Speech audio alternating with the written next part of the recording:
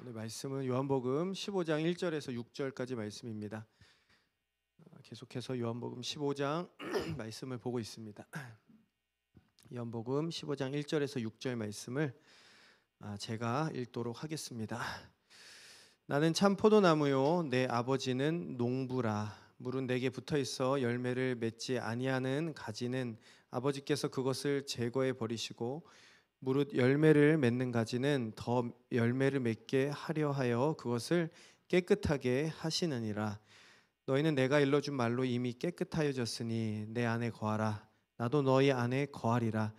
가지가 포도나무에 붙어 있지 아니하면 스스로 열매를 맺을 수 없음 같이 너희도 내 안에 있지 아니하면 그러하리라. 나는 포도나무요 너희는 가지라. 그가 내 안에 내가 그 안에 거하면 사람이 열매를 많이 맺나니 나를 떠나서는 너희가 아무것도 할 수 없음이라. 사람이 내 안에 거하지 아니하면 가지처럼 밖에 버려져 마르나니 사람들이 그것을 모아다가 불에 던져 사르느니라. 아멘. 네. 오늘 말씀은 계속 포도나무 또 15장 이 유명한 예수님의 비유에 대해서 계속 보고 있습니다. 우리 지난주에 들었던 지난주가 아니죠. 2주 전에 했던 말씀이 기억이 나시는가 모르겠습니다. 우리가 포도나무가 아니라 포도나무에 붙어있는 가지다. 참 포도나무이신 예수님께 붙어있는 가지다라는 얘기를 했습니다. 그리고 가지는 스스로 열매를 맺을 수 없고 나무에 붙어있을 때만 열매를 맺을 수 있다라는 것도 배웠습니다. 그리고 예수님께서 우리에게 나에게 붙어있으라, 나무에 붙어있으라고 말씀하셨을 때 그것은 이미 우리가 그리스도 안에서 바로 우리가 하나님의 자녀가 되고 우리가 하나님의 자녀로서 그 신분과 또 우리의 상태와는 다른 말이다라는 것을 이야기를 했죠. 그래서 지난주에 그리스도께 붙어있는 것, 나무에 붙어있는 것은 두 가지로 가능한데 한 가지를 얘기를 했습니다. 그것은 하나님의 말씀을 듣고서 그것에 순종할 때 우리가 괜찮습니다. 예. 말씀을 듣고 싶어하는 것 같은데 순종함으로 가능하다라는 것도 배웠습니다. 그리고 예수님의 사랑 안에 거한다는 것은 아직 다루지 않았습니다. 그래서 오늘은요 짧을 거예요. 지난번보다도 짧게 30분 이내로 하는 것을 마음 먹고 올라왔습니다. 두 번째로 농부이신 하나님이 우리의 삶을 열매 맺는 삶으로 가꾸어 주실 것이다 라는 얘기를 하려고 합니다. 1절 2절 말씀을 제가 다시 읽을게요. 나는 참 포도나무요 내 아버지는 농부라. 물은 내게 붙어있어 열매를 맺지 아니하는 가지는 아버지께서 그것을 제거해 버리시고 무릇 열매를 맺는 가지는 더 열매를 맺게 하려 하여 그것을 깨끗하게 하시느니라. 이 말씀입니다. 지난주가 우리가 그리스도께 붙어 있어야 한다는 우리의 분투와 우리의 책임에 대해서 다루었다고 한다면 이번 주 말씀은 농부이신 하나님께서 우리를 위해서 행하시는 일, 우리를 위해서 어떤 일들을 행하시는 일에 대해서 다룰 것입니다. 예수님께서 아버지 하나님을 농부로 비유를 하셨어요. 전혀 와닿지 않으시죠? 여기서 농사를 지어본 분들이 거의 없기 때문에 그럴 것입니다. 아마 내 아버지는 개발자다, 내 아버지는 투자 전문가다, 직관적으로 와닿는 게 뭐가 있을까요? 이런 식으로 내 아버지는 팀장님이다 이러면 훨씬 머릿속에 그려지는 다양한 유비나 생각과 상상들이 있을 수 있을 것 같습니다. 하지만 내 아버지는 농부다라고 했을 때는 당장 머릿속에 떠오르는 것들이 많지 않을 수 있을 거예요. 하지만 당시 1세기에 예수님께서 하나님을 농부라고 비유를 하셨을 때는 상당히 느끼는 바가 컸을 겁니다. 우리에 비해서 훨씬 컸을 거예요. 저도 농사를 안 지어봐서 이거에 대해서 얘기할 수 있는 부분이 전혀 없습니다. 근데 제가 최근에 배농사, 사과 농사 짓는 분을 만나서 커피를 마시면서 얘기를 들을 기회가 있었어요. 여기 교회 성도분의 아버님이셨는데 우연히 또 같이 만나게 돼서 얘기를 좀 하게 됐는데요. 사과였는지 배였는지 기억이 안 납니다. 얘기를 나누는데 이게 잘 자라나게 하기 위해서는요 5개의 꽃눈이 나오는, 정확하지 않을 수 있어요. 이걸로 너무 뭐라 하지 마십시오.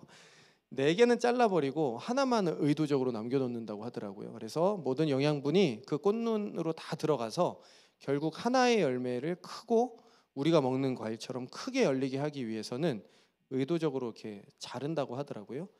그리고 이제 몇 가지 얘기를 들었는데 이 가지치기가 굉장히 중요하다고 합니다. 가지치기를 1년에 한 2번 정도 크게 해준대요. 전반기에는 병충해 같은 것들을 막기 위해서 가지치기를 하고 후반부에는 이 열매가 풍성하게 열리기 위해서 가지치기를 한다고 합니다. 그리고 이 가지를 이제 자세히 보면은 색깔이 변색된 가지들이 있답니다. 그거는 죽은 가지라고 합니다. 붙어 있긴 하지만 붙어 있는 척하는 거죠. 하지만 아무런 영양분도 받지 못하고 실상은 죽어 있는 가지도 있다라는 것들을 봤습니다. 제가 이 과수원 전문가 얘기를 들으면서 이 농사는 아무나 짓는 게 아니다라는 생각을 분명히 하게 됐고요. 이 전문성과 숙련됨이 있어야만 열매가 맺히는구나라는 것을 봤습니다. 오늘 본문에서 하나님을 농부로 묘사를 했다. 우리가 지금 여기에 좀 들어가 보는 거죠. 우리는 포도나무 가지고요. 이 말씀만 봤을 때 저는 이것을 처음에 묵상했을 때 좀 안심이 되고 살짝 기대감도 생겼어요. 우리는 가지인데 하나님이 농부시다? 그럼 내 삶에 어떤 일이 일어나지 않을까라는 기대감을 좀 갖게 됐습니다. 여러분도 좀 그렇지 않으십니까? 죽은 가지는 기대할 수 없는 것이겠죠. 하지만 여러분이 살아있는 가지라면 기대감을 가질 수 있을 겁니다. 2절 말씀 제가 다시 읽어드릴게요. 물은 내게 붙어 있어 열매를 맺지 아니하는 가지는 아버지께서 그것을 제거해 버리시고 무릇 열매를 맺는 가지는 더 열매를 맺게 하려 하여 그것을 깨끗하게 하시느니라. 2절 말씀을 좀 보면은요, 2가지 종류의 가지가 등장합니다. 머릿속에 하나는 뭘까요? 열매를 맺는 가지가 있고요, 열매를 맺지 못하는 가지, 2가지가 등장합니다. 열매 맺는 가지는요, 더 열매 맺게 해주시려고 하나님께서 깨끗하게 해주신다라고 되어 있고요, 열매가 없는 가지는 제거하신다라고 되어 있습니다. 여러분, 이 본문이 상당히 신학적으로는 쟁점이 되는 본문이에요. 잠깐만 말씀을 드리겠습니다. 아마 머릿속에서도 약간 이 본문이 논리적으로 다 안 들어오시는 분들을 위해서 좀 설명을 하겠습니다. 여기서 쟁점이 되는 부분은요, 제거해 버리시고입니다. 제거해 버리신다는 말이 잘 어려운 부분들이 있어요. 이 말은요, 아이로라는 말인데요, 이 단어는요, 크게 2가지 뜻이 있습니다. 첫 번째는 뭐냐면요, 들어올리다, 들어올리다라는 뜻이 있습니다. 리프트업이죠. 그래서 들어올리다라는 뜻이 있고요, 하나는 잘라버리다라는 뜻이 있습니다. 커팅이죠. 잘라버리는 것. 신약 성경에도요, 이 2가지가 이 한 단어로 2가지가 동시에 다 쓰이고 있기 때문에 사실 이 본문도 어느 쪽을 선택해도 이상할 게 없어요. 비중은 커팅이 더 높습니다. 잘라버리다가 더 높아요. 그리고 신학자들도요, 이것에 대한 해석이 이 2가지로 양분되어 있습니다. 어떤 사람은 이것을 들어올리다라고 해석을 하고요, 어떤 사람은 잘라버리다라고 해석을 하기 때문에 완전히 해석이 달라지죠. 이제 제가 내린 결론은 뭐냐면 어느 쪽으로 해석을 해도 상관이 없다입니다. 왜냐하면 어느 쪽으로 해도 본문을 크게 손상시키고 있지 않습니다. 만약에 이 아이로를요, 바로 들어올리다라고 이제 해석을 하면 어떻게 될까요?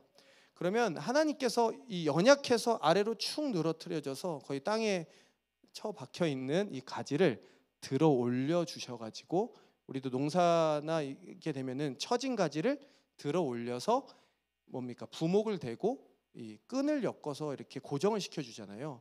그렇게 볼 수 있습니다. 하나님께서 그렇게 섬세하게 우리를 돌보신다라는 것으로 해석을 할 수가 있겠죠. 그리고 한편으로 아이로를요, 잘라버리다, 커팅으로 해석을 하게 되면요, 6절 말씀이랑 묶어가지고 열매가 없이 붙어있는 척만 하는 가지들을 하나님께서 심판하신다라는 것으로 해석할 수 있습니다. 그리고 6절 말씀에 보면은요, 분명히 심판의 메시지, 잘라버리신다는 심판의 메시지가 있기 때문에 이것도 무리가 없어요. 이렇게 해석을 해도. 저는요, 심정적으로는 첫 번째 해석이 마음에 들어요. 하나님이 우리를 이렇게 들어 올려 주시는 거, 그래서 묶어 주시는 게 좋겠다라는 것이 저는 이 심정적으로는 와닿는데, 저는 전체 본문의 전체 맥락과 이 단어의 사용 빈도를 고려했을 때 2번째 해석으로 제가 받아들입니다. 즉, 열매 맺지 못하는 가지는 하나님이 잘라버리신다. 즉, 죽어서 사실은 붙어있는 척하는 가지들, 가짜 가지들을 하나님이 잘라버리신다로 저는 이제 결정을 했습니다. 그래서요, 사실은 이제 여기에 너무 매여 있지 마시라고 제가 말씀을 한 거고요, 우리가 집중해서 봐야 될 것은 이것입니다. 무릇 열매를 맺는 가지는 더 열매를 맺게 하려 하여 그것을 깨끗하게 하신다. 오늘 이 말씀을 좀 집중해서 보려고 합니다. ESV는요 이것을 프룬으로 번역을 했습니다. 즉 가지치기를 하다라는 뜻이죠. 저는 이게 문맥적으로 정확하게 들어맞는다고 생각을 합니다. 그러니까 하나님께서는 열매 맺는 가지를요 더 열매를 맺기 위해서 가지치기 해주시는 거죠. 자, 이 가지치기에 대해서 좀 보도록 하겠습니다. 첫 번째는 이 가지치기, 즉 하나님께서 우리 인생에 가지치기를 하실 때 우리 인생이 공격적으로 느껴질 수 있죠. 공격받는다고 느껴질 수 있는 것입니다. 상상을 좀 해보시면 좋겠어요. T는 제가 강요하지 않겠습니다. N은 좀 상상을 해보시면 좋겠는데 나무에 감정이 있다고 한번 생각해 봅시다. 가지에 가지치기를 할 때 어떤 감정이 들까요? 정원사가 농부가 커다란 전지가위를 들고서 달려옵니다. 가지에게. 그래서 내 주변에 있는 장가지들을, 나쁜 가지들을 다 잘라내 버리죠. 여러분 가지에게 감정이 있다고 하면은요 커다란 전지 가위를 들고서 뛰어오는 이 농부의 모습을 보면은 어떤 감정이 있을까요? 두려움이 있지 않겠습니까? 아마 좀 무서울 것 같아요. 아마 가지에게 감정이 있다면 이 농부가 내 인생을 망쳐놓으려고 하는 건가? 혹은 내 인생을 끝장내려고 하는 건가라는 감정이 들 수도 있을 것입니다. 사실 실상은요 우리가 건강해지고 깨끗해지는 과정을 겪을 때 우리의 입장에선 그것을 고난이고 광야나 골짜기처럼 느낄 수 있다는 것이죠. 매우 두려울 수 있다는 것입니다. 저희 나라 말로 철이 든다라는 말이 있죠. 철이 다 드셨나요? 비슷한 결의 이야기가 아닐까 하는데요. 여러분 철이 언제 들죠? 보통 자녀들 키우신 부모님들은 다 아시죠? 언제 들죠? 부모의 입장이 되면은 철이 보통 듭니다. 철이 정말 없던 사람도 애를 낳아서 키우고 부모가 겪었던 그 고통스러운 시간들을 같이 경험할 때는 아 부모님이 이래서 나에게 이랬구나라고 하면서 철이 드는 것을 보죠. 즉 아이를 키우는 인고의 시간을 보내면서 철이 들고 성숙해져 가는 것입니다. 제가 이번 주에 읽고 있는 책이 엄마는 절대 모르는 10대의 속마음이라는 청소년에 대한 책을 읽고 있어요. 강제적으로 책 모임이 있어서 저도 청소년을 키우는 부모로서 내용이 되게 궁금하고요. 읽으면서 되게 고개를 많이 끄덕이면서 읽었습니다. 청소년이 이해가 안 될 때가 많거든요. 저도 책을 보면서요 청소년이 부모와 갈등을 일으키는 지점이 보니까 보통 청소년들은요 어른들이 보기에 어떻게 보이냐면 충동적이고 절제하지 못하고 미래에 대한 판단력이 부족해 보입니다. 청소년들이 여기는 안 계시죠. 그러니까 되게 이제 갈등이 많이 생기는 겁니다. 그러니까 아이들은 곧 쓸모 없어질 비싼 화장품 그리고 옷과 게임기를 사달라고 조르죠. 하지만 부모님의 눈에는 훤히 보입니다. 어떻게 이게 굉장히 충동적인 거다. 너 그거 한 번 입고 안 입을 거잖아. 라는 것에 대해서 너무너무 잘 알고 있어요. 갈등이 일어나는 거죠. 제가 이 책을 읽다가 이 예화가 되게 충격적인 게 하나 있었어요. 어떤 한 아이가 청소년이 학교에서 핸드폰을 압수를 당합니다. 근데 압수당한 그 청소년이 학교를 그대로 떠나서 며칠간 집에 들어오지 않는 케이스를 얘기를 하더라고요. 이유가 뭐였을까요? 자기가 연락을 해야 되는 이성 친구에게 연락을 하지 못하는 것이 너무너무 두려워졌기 때문에 거기로 가 있었던 거예요. 그러면서 며칠 만에 집으로 돌아오게 된 케이스가 등장합니다. 여러분이 부모라면 어떻게 하실 것 같아요? 며칠 만에 그 이후로 학교도 빠지고 집을 나가서 며칠 만에 들어온 아이를 대면하면서 여러분 뭐라고 말씀하시겠습니까? 너 가지치기를 좀 해야 되겠다. 좀 더 깨끗게 돼야 되겠다. 성경적인 표현으로 너 좀 가지치기 해야 되겠는데 그렇게 정중하게 말씀해 주시면 될 것 같습니다. 좀 다듬어져야 될 필요가 있는 거죠. 근데 제가 이 책을 읽으면서 참 좋았던 부분이 뭐냐면 청소년들이 왜 그러냐는 거예요. 도대체 왜 그러냐는 겁니다. 거기 표현이 이렇게 돼 있더라고요. 이 심리학자 저자가 절제력과 판단력 등이 어른스러움을 관장하는 이 뇌의 부위가 이 전두엽에 있대요. 그러니까 절제하고만 하는 이런 부분들이. 근데 이 심리학자의 표현대로라면 그것이 20대 중반에 돼서야만 완전히 성장을 한다고 하더라고요. 그래서 몸은 이미 성인이에요. 엄마보다 더 커. 엄마보다 더 큰데 사실 뇌는 그만큼 자라나 있지 않아서 그런 모습이 나타난다는 거죠. 그래서 충분히 성숙하지 못한 상태다라는 라는 것을 이해를 한다는 거죠. 여러분, 청소년들의 입장에서는 어떨까요? 핸드폰을 뺏긴, 부모에게서 핸드폰을 뺏긴 청소년들의 마음을 이해할 수 있으십니까? 아마 인생에서 가장 큰 고난과 어려움이 찾아왔다는 생각이 들 겁니다. 집을 뛰쳐나갈 수도 있겠죠. 부모는 자기를 통제하고 압제한다고 생각할 수 있습니다. 아마 아이의 입장에서는요, 굉장히 고통스러울 겁니다. 하지만 부모의 입장에서 봤을 때는 그것이 바로 가지치기죠. 아이에게 절제력을 가르쳐주고 아이를 훈육시키기 위한 절제력이죠. 그 가지치기인 거죠.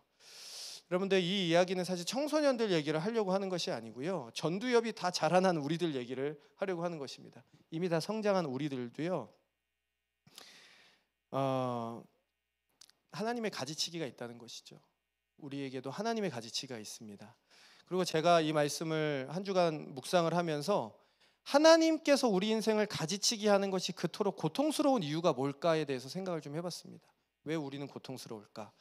제가 그것을 묵상하면서 느낀 것은요, 하나님의 가지치기가 우리의 죄, 우리의 우상, 우리의 자기 중심성과 매우 깊이 연관되어 있기 때문에 하나님이 그 작업을 우리 인생에서 해나가실 때 우리는 상당히 고통스럽다는 것, 그것을 느끼게 됐어요.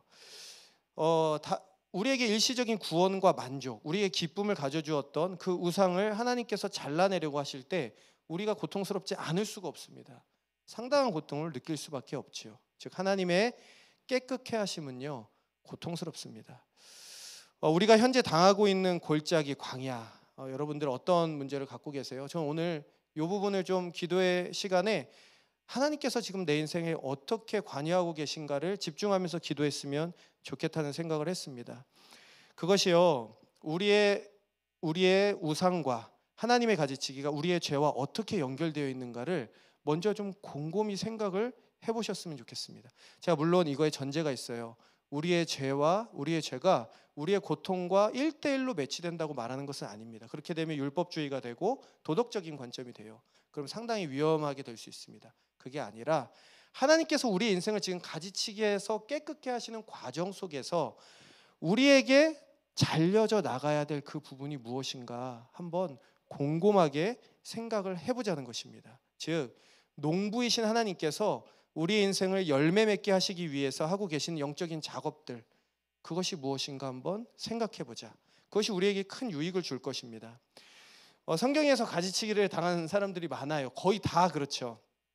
아브라함은요, 관계적인 면, 인간의 관계적인 면에서 하나님의 가지치기를 받은 사람입니다. 그리고 아브라함이 오랫동안 외국 생활을 했잖아요. 객지 생활을 하면서 가장 중요했던 부분 중에 하나는 혈육 관계, 가족 관계였습니다. 그래서 가족과 떨어진 것이 힘들었죠. 근데 아브라함의 첫 부르심도 가족을 떠나라는 것이었어요. 가족을 떠나라. 그리고 나서 아브라함에게 힘들었던 지점들, 롯을 떠나라. 롯도 떠나게 되죠. 그리고 굉장히 고통스러웠을 겁니다. 그 객지에서 자신의 혈육이라고 할 수 있는 사람들이 한 명 한 명 떨어져 나간다는 것이 너무 고통스러웠을 거예요. 하지만 그것은 하나님의 가지치기였죠. 그리고 우리가 다 아는 사건이죠. 하나님의 가지치기의 절정은 자신의 사랑하는 아들 독생자를 가지치기 하는 거였습니다. 왜요? 이삭은 아브라함에게 전부였고 정체성이었기 때문입니다. 즉, 하나님을 바라볼 수 없게 만드는 유일한 한 가지가 있었다면 이삭이었을 거예요. 하나님은 그것을 가지치기 해 나가심으로써 하나님을 다시 찾게 만드셨죠. 저는 아브라함이 그 순간에 정말 고통스러웠을 거라고 생각을 해요. 하지만 아브라함이 그 일을 정말 잘 해냈습니다. 여러분도 잘 해내실 거예요. 그래서 신앙의 선배가 이렇게 고백을 했습니다. 시편 119편 71편입니다. 제가 읽어드릴게요. 고난 당한 것이 내게 유익이라 이로 말미암아 내가 주의 율례들을 배우게 되었나이다. 이렇게 고백했습니다. 그 고난마저도 내게 유익이 되었습니다. 그로 말미암아 내가 주의 율례를 배우게 되었습니다. 여러분들 중에서 혼자 있는 것이 되게 익숙하신 분들도 있을 겁니다. 여러분, 그 사람들에게 고난이 뭘까요? 혼자 있는 게 굉장히 익숙하신 사람들에게 같이 어디 가자, 기도회 가자, 같이 책 모임하자라고 전화하는 친구의 요청이 사실은 굉장히 고통스러울 수 있을 겁니다. 나 자신이 익숙하게 파놓은 그 굴에서 나오는 것이 사실 굉장히 어렵겠죠. 하지만 같이 가자라고 얘기하는 것들이 굉장히 어려울 수 있습니다. 여러분 알죠? 우리는요 방 안에 혼자 있을 때 우리의 영혼에 결코 좋은 일들이 일어나지 않는다. 보통은요 잘 알고 있습니다. 어떤 이들은요 자녀들이 내 마음대로 자라주지 않을 때 굉장히 어렵죠. 다 있습니다. 비로소 이 자녀들을 하나님의 손에 전적으로 맡겨드리는 법을 배울 수 있습니다. 어떤 이들은요 사람들을 너무나 좋아하지만 그 믿었던 인간관계에서 배신당했을 때 결코 사람은 의지의 대상이 아니구나라는 것들을 배워갈 수가 있습니다. 저는 오늘 고통 중에 계신 분들이 있다면은요 이 밤에 하나님께서 어떻게 내 삶에 개입하고 계신지를 한번 묻고 씨름하고 경험하는 시간이 됐으면 좋겠어요. 그리고 하나님이 어떻게 개입하고 계신지 내 눈을 좀 열어주십시오 라고 같이 기도했으면 좋겠습니다. 이게 첫 번째입니다. 두 번째는요 완벽한 농부는 우리의 삶에 남겨져 있어야 할 것이 무엇인지 정확하게 알고 계시다는 거예요. 즉 뭐가 남겨져 있어야 되는지를 알고 계시다는 겁니다. 그분은 탁월하고 섬세한 농부이시죠. 하나님께서 우리 인생에 남겨져 있어야 되는 것이 뭔지 안다라고 하면은요 악한 영은 그 정반대의 활동을 하는 것일 겁니다. 즉 우리 인생에 꼭 필요하지 않은 것들에 집착하고 그것을 더 가지고 만들고 싶게끔 하는 것이 악한 영의 활동일 거예요. 악한 영은요 우리가 열매 맺는 삶을 가장 싫어합니다.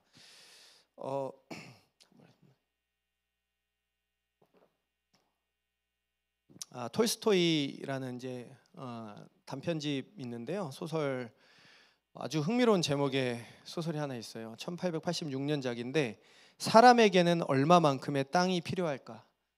굉장히 매력적이지 않습니까? 톨스토이의 작품입니다. 사람에게는 얼마만큼의 땅이 필요할까? 여러분들 있으십니까 지금? 시골에서 제가 스토리 말씀드릴게요. 시골에서 농사를 짓고 있었던 이 소작농입니다. 땅을 빌려서 농사를 짓거든 파홈이라는 주인공이 등장해요. 파홈이 자신의 인생이 불행하고 힘든 이유는 땅이 없기 때문이야 라고 말합니다. 물론 이 첫 등장에서부터 악마가 등장하거든요. 악마가 들어요. 옆에서 그 이야기를 곰곰이 듣습니다. 그래서 연끌을 해가지고요 진짜 연끌을 합니다. 똑같아요. 100년이 넘은 작품인데 똑같아요. 진짜 연끌을 해가지고 5만 평을 구매해요. 땅을. 굉장히 크죠. 그리고 경제적인 많은 부분이 해결이 됩니다. 굉장히 이제 좀 어느 정도 살게 돼요. 근데 또 문제가 생깁니다. 이웃에 사는 소작농들이 자꾸 가축들을 몰고 들어와 자기 땅에 몰래 들어와 가지고 몰래 풀을 뜯기는 거예요. 자기의 그 목초지에서. 그러니까 너무 화가 나서 뭐 법적으로 고소도 하고 막 합니다. 소송에 휘말리게 되죠. 그러다가 파홈은요 더 많은 땅이 있으면 행복해질 거라는 결론을 얻게 됩니다. 그래서 막 이렇게 여러 가지 스토리들이 있어요. 그러나 어느 날 땅 중개인이 집으로 와요. 땅 중개인이 와서 자기가 꽤 멀리 떨어진 바시키르족 사람들에게 헐값으로 1600만 평의 땅을 샀다는 얘기를 들어요. 1600만 평의 땅을 샀답니다. 그래서 너무 이 소식이 너무 좋다고 생각을 해가지고 파홈이 그 바시키르족으로 당장 달려갑니다. 그 다음날. 그래서 선물을 잔뜩 꾸려서 족장에게 줘요. 족장에게 주고 족장이 너무 기분이 좋습니다. 사실 족장이 사탄으로 등장합니다. 나중에 정체가 밝혀지는데 그래가지고 그러면 뭘 원하냐라고 물어요. 원하는 걸 주겠다. 그랬더니 당연히 땅을 원하잖아요. 땅을 원합니다. 좋다. 그럼 내일 아침에 너가 여기서부터 출발해가지고 걷는 만큼 다 깃발을 꼽는 만큼 다 너 땅이야 라고 해서 밤새 계산을 해요. 한 잠도 못 잡니다. 밤새 계산을 해가지고 몇 킬로를 걸어가면 거기서 깃발을 꼽고 다 계산을 해서 출발을 합니다. 다음날 너무 생각만 해도 기분이 좋아지시죠? 여러분도 지금 같이 한번 가보시죠. 그래서 이제 출발을 해가지고 가는데 원래 예상했던 곳은 여기인데 이렇게 꺾어서 돌아와야 되는데 더 좋은 땅이 있는 거예요. 거기 갔더니 멀리 갔더니 그래서 조금 더 갑니다. 그래가지고 해가 지기 시작해요. 그래가지고 그때부터 이제 뛰기 시작합니다. 막 뛰기 시작해요. 그래가지고 정말 죽을 힘을 다해가지고 이 파홈이 해가 지기 직전에 딱 도착을 해요. 그래서 그 족장 앞에 딱 이렇게 쓰러집니다. 그리고 죽어요.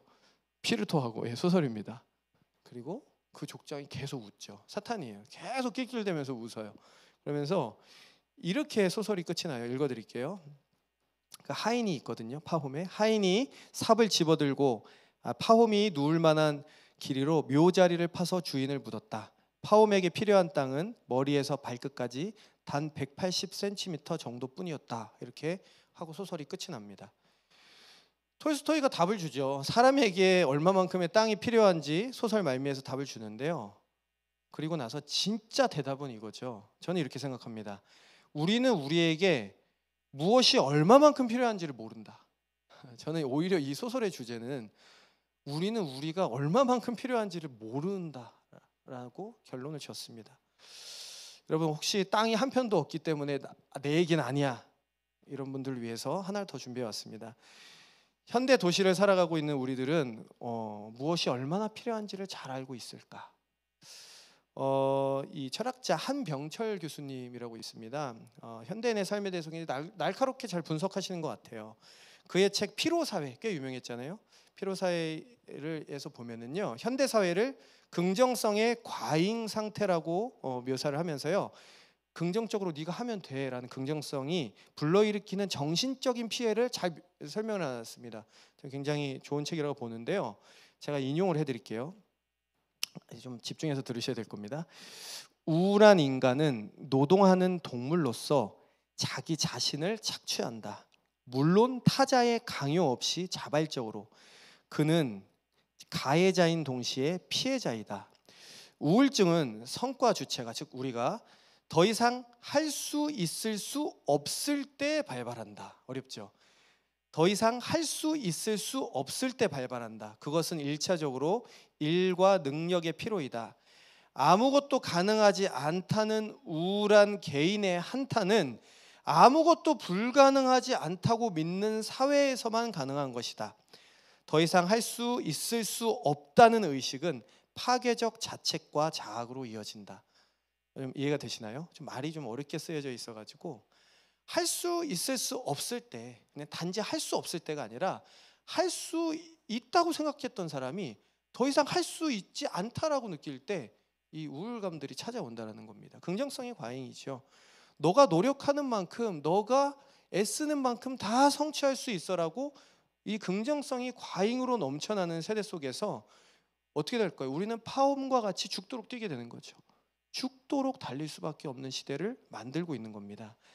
사실 모든 문제의 해결은요, 사실 우리가 우리에게 필요한 것이 무엇인지 잘 알지 못할 수도 있다. 이것을 받아들임으로 시작되는 것 같아요. 사실 우리는 우리에게 필요한 것이 무엇인지 잘 알지 못할 수도 있다. 이게 복된 소식일 수도 있습니다. 이게 정말 기쁜 소식일 수 있습니다. 이 주제에 대해서 성경은요, 다양한 방식으로 풀어주고 있어요. 만나가 아시죠? 만나. 구약 성경에 하루에 한 번씩 만나가 내렸는데, 만나는 뭐죠? 우리에게 필요한 양식이, 일용할 양식이 어느 정도인지를 하나님께서 정확하게 알고 계시다라는 하나의 도구입니다. 하나님께서 너에게 필요한 것이 어느 정도인지를 정확하게 알고 계시오라는 메시지죠. 그게 만나입니다. 저는 바울의 내 은혜가 내게 족하다, 되게 어떻게 보면 야박할 수 있는, 크게 3번 기도했잖아요. 여러분도 기도하고 계시는 게 있을지 모르겠어요. 아주 중요한 문제, 결정을 앞두고 기도하고 계실 수 있다고 봅니다. 내 은혜가 내게 족하다라고 말씀하시면 여러분도 어떠실 것 같아요? 힘드시지 않을까? 근데 저는 이 말이 정말 은혜롭다라는 것을 느낍니다. 왜요? 너 뜻대로, 그래, 너 뜻대로 되게 해줄게. 그래, 너 뜻대로 되게 해줄게 라는 말보다 내 은혜가 내게 족하다, 그것이 정말 우리에게 위로가 되는 말씀입니다. 제 얘기를 잠깐만 하면은요, 제가 이제 사역자로 이제 살면서 아마 경제적으로 굉장히 어려운 분들 많으실 겁니다. 저보다도 더 어려운 분 계실 것 같아요. 우리 대학생들, 청년 여러분은 제가 대학생 사역에서 알거든요. 정말 가난하다는 걸 잘 알고 있어요. 저는 이제 살면서 한 번도 경제적으로 넉넉하다는 감정을 가져본 적이 없습니다. 그러니까 늘 항상 살짝 모자르게 재정을 허락하셨어요, 지금까지. 그래서 너무 그게 싫어가지고 하나님께 투정을 부려본 적도 있습니다. 이거 너 뭐냐, 이거 너무 힘들다. 이 정도는가 있어야 좀 숨 쉬며 사는 거 아닙니까? 근데 제가 요즘에는 하나님 재정을 주세요라는 기도를 이제 잘 안 하거든요. 얼마 전부터 그렇게 안 하게 됐어요. 왜냐하면 이 재정의 부족을 통해서 하나님께서 나의 욕망을 제어하는 훈련을 하고 계시다라는 걸 느꼈기 때문입니다. 입는 것, 쓸 것, 또 내가 누리고 싶은 모든 것들이 사실은 정말로 나에게 필요한 것인가? 그것이 정말로 나에게 중요한 것인가라는 것을 이 재정의 부족함을 통해서 나를 연단시켜 가고 계시다라는 것을 느끼게 하셨어요. 정말입니다. 사실 저는 외아들이거든요. 그리고 가정이 그렇게 가난하지 않았어요. 꽤 그냥 쓰고 싶은 대로 쓰고 살았습니다. 사역자가 되고 나서 가난해졌지만, 근데 제가 하나님 앞에 이 부분을 연단받고 가지치기를 하나님 하시는 것들을 통해서 오히려 재정이 많아서 자유로워지는 것이 아니라 지금 현재의 재정 상태로도 충분히 자유로울 수 있다라는 것들을 하나님이 가르쳐 주고 계시다는 거죠. 내 은혜가 내게 족하다. 저는 이 말씀이 그래서 저에게 얼마나 감사하고 깊이 다가오는지 모릅니다. 예수님께서 이렇게 말씀하셨죠. 마태복음 6장입니다. 그러므로 내가 너희에게 이르노니 목숨을 위하여 무엇을 먹을까 무엇을 마실까 몸을 위하여 무엇을 입을까 염려하지 말라. 목숨이 음식보다 중하지 아니하며 몸이 의복보다 중하지 아니하냐. 공중의 새를 보라. 심지도 않고 거두지도 않고 창고에 모아들이지도 아니하되 너희 하늘 아버지께서 기르시나니 너희는 이것들보다 귀하지 아니하냐. 이렇게 말씀하십니다. 하나님께서 내 삶에 필요한 것을 정확하게 알고 계시고 또 내 삶을 깨끗하게 다듬어 가신다라는 그 인식이, 그 확신이 우리에게 있으면은요, 우리 삶은 어떻게 변화가 될까요? 즉 하나님의 전지하심과 하나님의 선하심에 대한 인식이 커져가는 것입니다. 그렇다면은요, 아마 우리 고통이 단지 고통의 연속이고 우리를 힘들게 하는 것의 연속이라고 생각하는 것이 아니라 우리의 삶을 건강하게 온전하게 만드시기 위한 트레이닝이다. 하나님께서 이것을 단련시켜 가시는 것이라는 새로운 관점들이 생기게 될 것입니다. 그리고 고통은 똑같죠. 고통은 똑같을 거예요. 저는 그렇게 봐요. 하지만 그 고통을 바라보는 그 관점을 달라지게 하심으로 우리 삶의 여유와 감사가 찾아올 수 있다. 저는 그렇게 보게 됩니다. 제가 마지막으로 한 가지만 얘기하고 마치려고 합니다. 30분이 딱 됐는데요. 한 가지 기억해야 될 것은요, 열매 맺기를 가장 원하시는 분이 누굴까요? 오늘 본문에서 가지? 예, 농부입니다. 우리 인생에서 열매 맺기를 가장 원하시는 분은요, 농부이신 하나님이세요. 하나님께서는 우리가 우리에게 관심을 갖는 것보다, 우리 영적인 삶에 관심을 갖는 것보다 우리에게 더 관심이 있으십니다. 더 우리를 거룩하고 깨끗하고 성장시키기를 원하십니다. 제가 김영익 목사님의 글을 읽어드릴게요. 우리가 하나님을 오해했다라는 책에 나오는데요, 하나님께서, 여러분 사명선언문 쓰신 분도 있죠. 우리를 위한 사명선언문을 쓰셨다는 얘기입니다. 제가 읽어드릴게요. 하나님께 모독이 되는 경박함이 되지 않기를 바라면서 나는 조심스럽게 상상해 본다. 자, 하나님께서 여러분들을 위해서 오늘 아침에 내가 자리에서 일어나기 한참 전에 일어나셔서 책상머리에서 하루를 계획하시기 전에 그 사명 선언문을 읽으셨다. 나의 사명은 형의 길을 섬기는 것이다. 여기에다가 여러분 이름을 한번 넣어보셨으면 좋겠어요. 하나님께서 여러분들이 일어나기도 훨씬 전에 일어나셔서 여러분 곁에서 나의 사명은, 미안합니다, 예찬이를 섬기는 것이다. 나의 사명은 예찬이를 섬기는 것이다. 그렇게 하루를 시작하신다. 상상이지만요. 그리고 그 무한하신 지혜와 능력으로 그 일을 계획하시고 온종일 실행하신다. 어제도, 이전에 내가 살아왔던 날들 동안에도 한 번의 예외 없이 그렇게 해오셨다. 하나님은 나의 평생에 그리고 영원토록 그렇게 하실 것이다. 영원토록 그렇게 하실 것입니다. 여러분, 하나님은 강제적으로 하지 않으실 거예요. 여러분 인생에 가지치기 절대 강제적으로 하지 않으실 겁니다. 그분은 가장 인격적이시고 섬세하고 지혜로우셔요. 가장 적합한 방식으로 그 일을 해 나가실 것입니다. 하지만 하나님 그 일을 반드시 해 나가실 거예요. 우리 삶의 열매가 맺히기 원하시거든요. 그래서 저는 한 가지 적용은요, 소망을 가지셨으면 좋겠습니다. 현재 죄책감과 수치심, 여러 가지 영적인 문제 때문에 고통스러우신 분이 있습니까? 여러분, 우리가 하나님의 손에 완전히 맡겨졌을 때요, 그리고 그 문제가 해결돼서 나중에 지나놓고 생각을 했을 때 아마 그렇게 생각했을 거예요. 그런 문제가 도대체 언제 있었지? 기억이 안 나네. 하지만 지금 가장 수치스럽고 나를 괴롭히는 그 문제가 그 뒤에는요, 언제 그런 일이 있었지? 아, 그런 일이 있었구나라고 생각하게 될 것입니다. 저는 그렇게 생각해요. 그래서 소망을 가지셨으면 좋겠어요. 혹시 가정과 직장과 내 삶의 현장에서 일어난 예상치 못한 일 때문에 많이 놀라고 마음이 무너지신 분들이 계신가요? 그래서 더 이상 그리스도께 붙어 있으라는 말이 와닿지 않고 힘이 없는 분들이 있다면요, 이 시간에 농부 되신 하나님 바라보셨으면 좋겠습니다. 하나님이 우리 인생 가운데 행하실 일들을 보셨으면 좋겠어요. 그냥 그분의 손에 맡겨 드리시면 좋겠습니다. 우리가 지금 뭘 할 수 있는 게 없잖아요. 더 이상 할 수 있는 게 없잖아요. 그냥 그분의 손에 맡겨 드렸으면 좋겠어요. 어떻게 풀어가시는지 지켜봤으면 좋겠습니다. 그리스도 안에 있는 사람들은요, 결코 망하지 않습니다. 우린 이미 천국을 소유하고 있어요. 천국이 우리의 것입니다. 그래서 작은 소망을 가져보셨으면 좋겠습니다. 그리고 그 소망을 가지고 오늘 같이 기도를 좀 했으면 좋겠어요.